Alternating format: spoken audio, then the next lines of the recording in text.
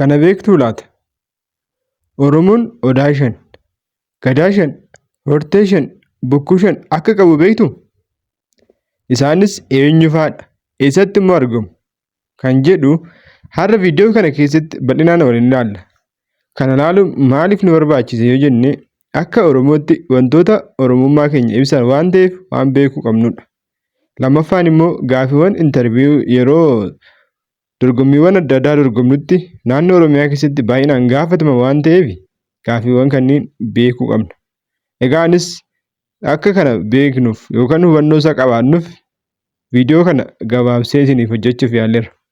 Isinis viidiyoo kana laayik gochuudhaan yuutuubii kana immoo yaadota biraatiin akka wal arginuuf sabiskiraayib gochuudhaan na faana ta'a. Viidiyoo biraa immoo akka irratti isinii hojjedhuuf barbaadan koomentii jalatti naa barreessaa. Anis yeroo itti aanu yaada koomentii keessan ilaalee viidiyoo biraa isiniif hojjedha. Egaa irraaf gabaabsuudhaaf odaa shanan Oromoo maali? Tokko odaa nabee eessatti argama yoo jenne godina Shawaa Bahaa. Lammaffaa odaa bisil inni kun immoo kan argamu godina Shawaa Lixaatti. Sadaffaan odaa bulluq kan argamu godina Horroo Guduruu. Odaan roobaa godina Baaleetti argama. Shanaffaan odaa bultum yoo ta'u innis kan argamu godina Harargee Lixaatti. Egaa lammaffaa irratti kan ilaallu gadaa Oromoo shanan. Gadaan Oromoo shanan tokkoffaa gadaa Birmajjii, lammaffaan gadaa Duuloo, sadaffaan gadaa Michillee, afuraffaan gadaa Meelbaa, shanaffaan immoo gadaa Roobaleeti. Egaa sadaffaa irratti kan ilaallu damee Oromoo shanan.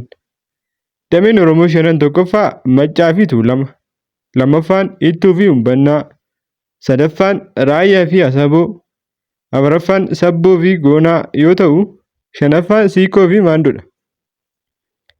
Bokkuu shanan Oromoo kan jennuun immoo bokkuu Kallachaa, bokkuu Diikaa, bokkuu Biifaa, bokkuu Roobaa fi bokkuu Horaati. Egaa kana jechuun tokkoffaan bokkuu Kallachaa, lammaffaan bokkuu Diikaa, sadaffaan bokkuu Biifaa, afuraffaan bokkuu Roobaa, shanaffaan bokkuu Horaati. Egaa viidiyoo kana har'aa asirratti hin gabaabsa. Yeroo biraa maal irratti akka isiniif hojjedhu koomentii jalatti naa barreessaa. Waa'ee jaarsummaa fi gumaa baasuuti immoo waa'ee Kallachaa akkasuma wantoota biraa akka irratti isiniif hojjetaman barbaaddan viidiyoo kana koomentii jalatti naa barreessaa. Yeroo gaarii qabaadhaa. yuutuubii kana sabiskiraayib gochuudhaan na faana ta'a.